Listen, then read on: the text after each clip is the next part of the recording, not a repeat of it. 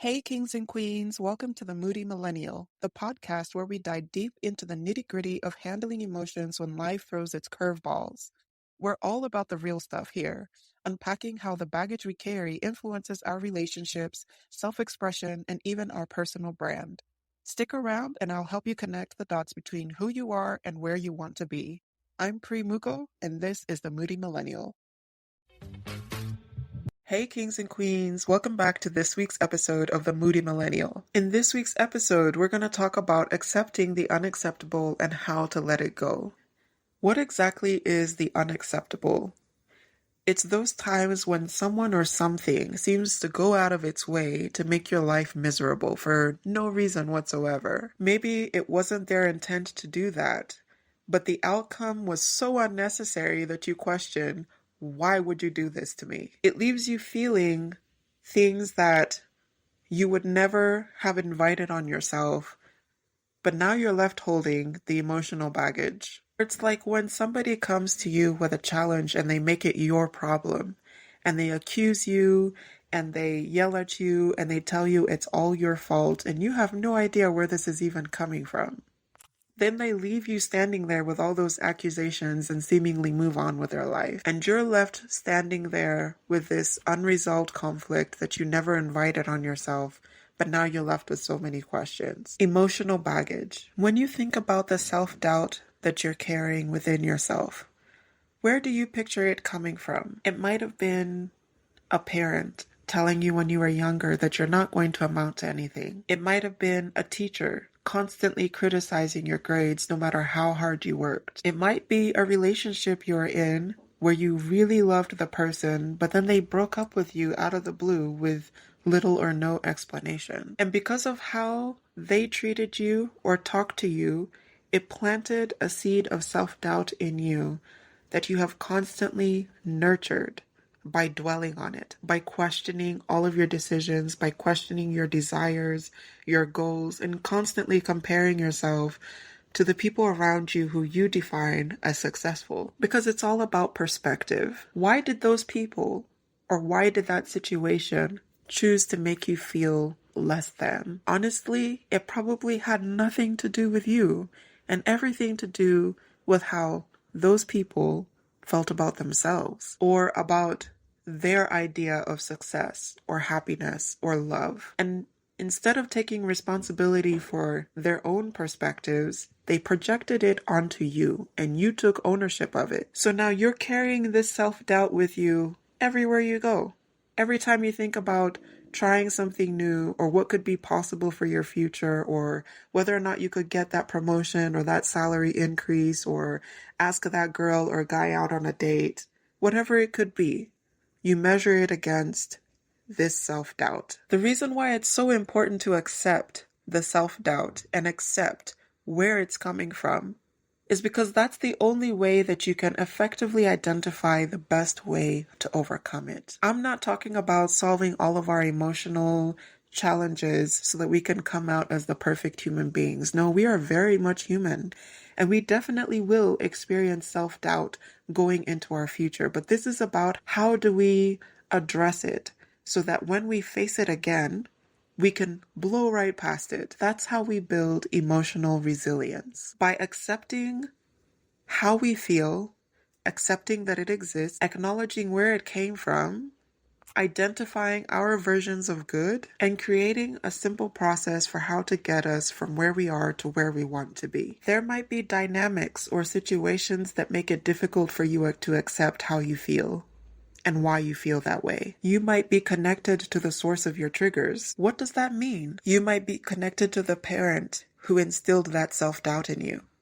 They might still be an active part of your life. You might be in a relationship that constantly makes you triggered, makes you doubt yourself, and this is somebody who you love and who says they love you. You might be working in a job environment that is constantly challenging and makes you question your abilities, and it's hard to get another job, so you're staying there until you figure out something else, but staying there makes you constantly unsure of yourself. These situations, these environments, or these dynamics constantly make you feel triggered because your emotion feels bigger than your ability to handle it. Now, this is where it gets really tough. But the most important thing that I want you to remember is that you have a choice. You always have a choice over what you allow into your life and what you let go of. You always have a choice over what you allow to happen to you or how you let it affect you. That doesn't mean if something bad happens to you or something negative happens to you that it's your fault. No, it doesn't mean that it's your fault at all. Some things are harder for us to let go of or to walk away from. Some things are harder for us to resist because it hurts us so deeply. That's normal and that's natural. When you first start putting what I'm about to share with you into practice, you're not going to get to emotional resilience at 100% instantly. It takes constant practice. It might be hard to make a huge choice like letting something go or walking away from a dynamic or changing your boundaries or even setting boundaries. Those might seem like huge choices to make right now, but we're not going to start with the huge choices. We're going to start with the first one because the first one is the one that you build onto. The second one might even be the hardest. The third one gets you towards momentum, but we're starting with the first one. So the first step to accepting the unacceptable before you can let it go is to acknowledge and accept that it's there. Like we talked about in our last episode, recognize and acknowledge the emotions that you're experiencing without judgment. Don't judge yourself. You're human. You have every right to how you feel. You have every right to your pain. It is yours. You have a right to it. It is your life, and this is affecting you, and you have a right to that truth because it's your truth. So to keep from judging yourself for how you feel in the process of accepting, avoid suppressing how you feel and don't deny your feelings. Instead, validate them and accept them as a natural part of your human experience. Step 2, identify the source of your feelings. Every emotional trigger has a source. That source might start all the way back in childhood with a parent, a teacher, a friend, a neighbor, a relatives. It might be something from back then, a pet, a habit that started somewhere back then. It might be a past relationship. It might be a traumatic work experience. It might be an accident or witnessing something traumatic. It could be anything. Trauma is not limited to mental health. By that, I mean it's not limited to having a mental health condition. It's not limited to being in an accident or experiencing severe bodily harm. Trauma is about how something made us feel hugely negative about ourselves, and that could be anything. Understanding the root cause of your emotional trigger helps you address the core issue, and it allows you to separate the emotion from the event, the emotion from the fact, and it gives you clarity on what needs to be released. That's one of the tips that I regularly use with my coach clients is separate how you feel from the actual facts, because our emotions have a way of clouding the actual situation that we're dealing with. Step 3, express your emotions. Find a way to let them out, whether that's through writing them down, talking to a friend or a therapist or somebody trusted, engaging in creative activities or exercise or something where you can release it. If you're an artist, you might paint or you might draw. If you're a musician or if you just love to sing in the shower, you might sing the songs that really speak to you. If you are a writer, or even if you're not, you don't have to be a writer to do this. You could just put down in a journal, or even like I have an app called My Diary that I use to voice note to myself when I feel stressed or under pressure. I put all my feelings and why I feel that way and I process them in a voice note. I leave it there. The act of releasing these in different ways helps you process them, helps you process how you feel and why you feel that way. At the end of that exercise, you have a clearer picture of what the actual problem is. Typically, when most people reach the third step of expressing their emotions, this is the point where they want to run away or fight them or ignore them. Because thinking about the thing that's bothering you or that's hurting you it makes you relive the pain. It makes you relive those feelings. But unless you actually face your feelings, unless you actually relive them, you won't be able to process how they're affecting you. You won't be able to process the actual challenge that you need to address. Because as valid and important as your feelings are, they're just feelings. They're not the actual problem. The truth is, no matter how much people love you and care about you, they're not responsible for what you do about how you feel. They may say or do something that hurts you. That's a fact. And they should take responsibility for that. But whether or not they do, you have the power to choose how you let it affect you. Because this is also the stage where you want validation. This is the stage where you want that person or that situation, that dynamic, to acknowledge how their words or actions made you feel.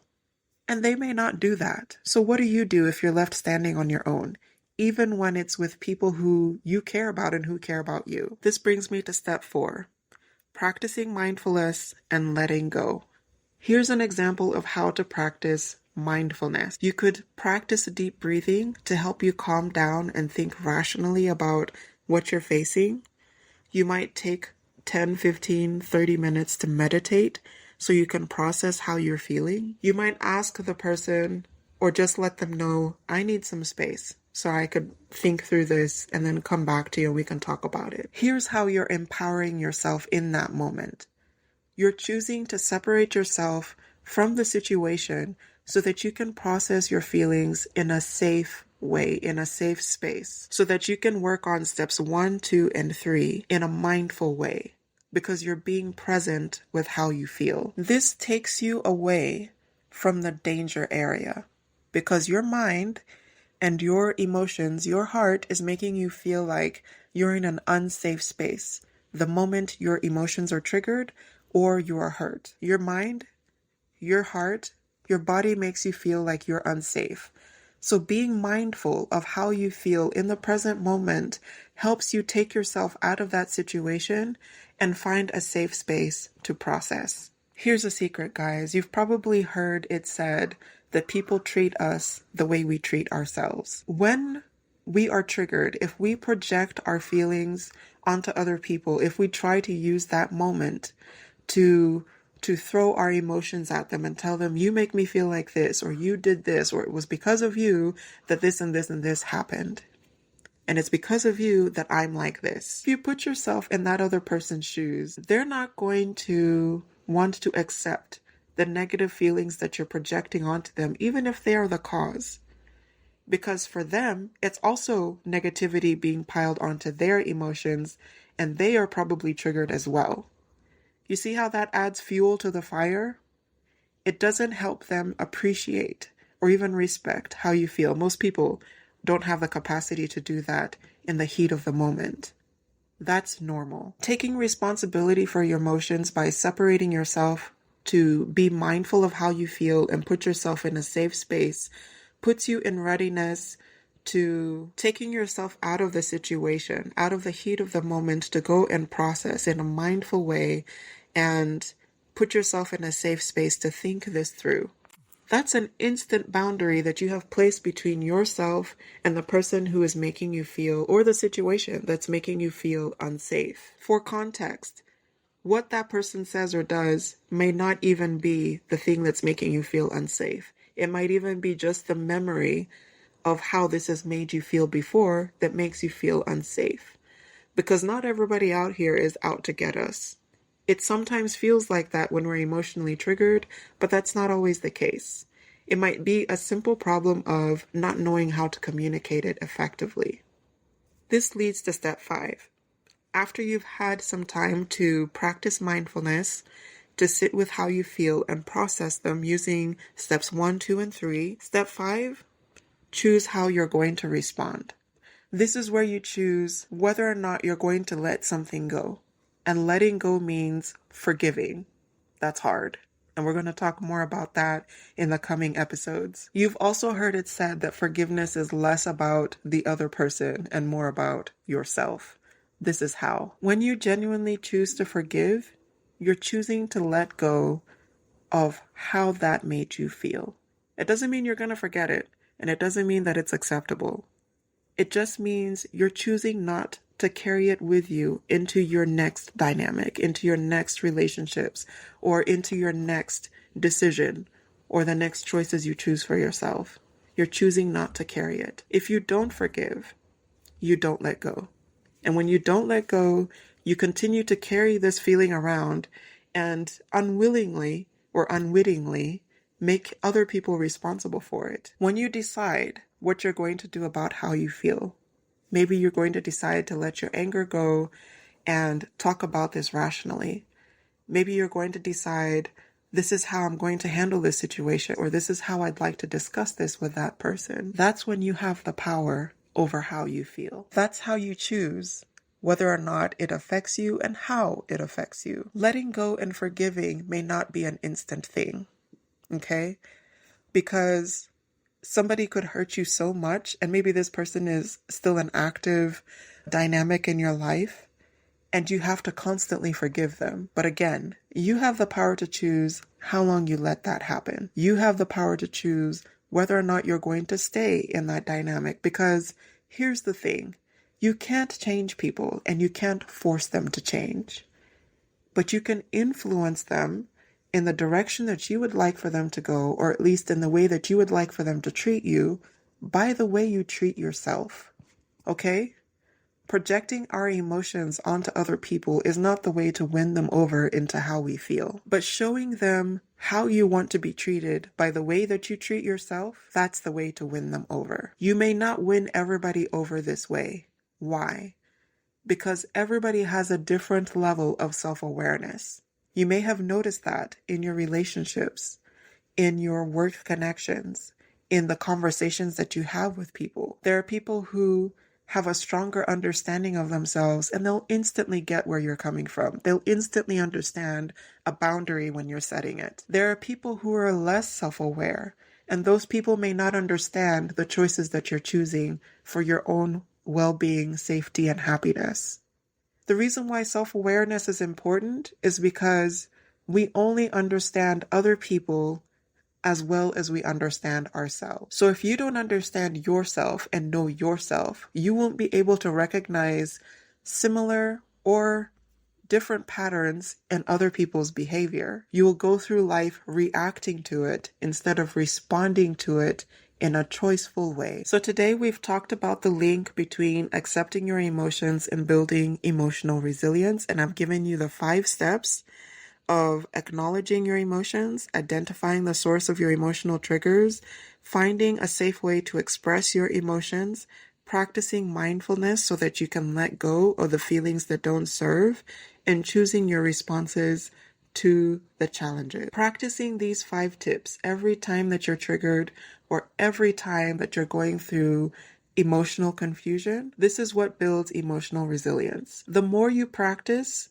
the easier this gets. Pretty soon you'll get to a point where you can instantly identify how you feel and how you want to address that. In the coming episodes, I'll be talking about how to set core values, how to identify your core values, and how to use them to process your emotions and to choose outcomes that best serve you. Thanks for joining me in today's episode of The Moody Millennial. It was awesome to have you here. Stay tuned for more real talk on The Moody Millennial. Want to keep in touch? Connect with me on Instagram at The Moody Millennial Pod and LinkedIn at Priscilla Mugo, where I share daily tips and guides about emotional intelligence. I'm Pri Mugo, and until next week, same time, keep it real, Royals.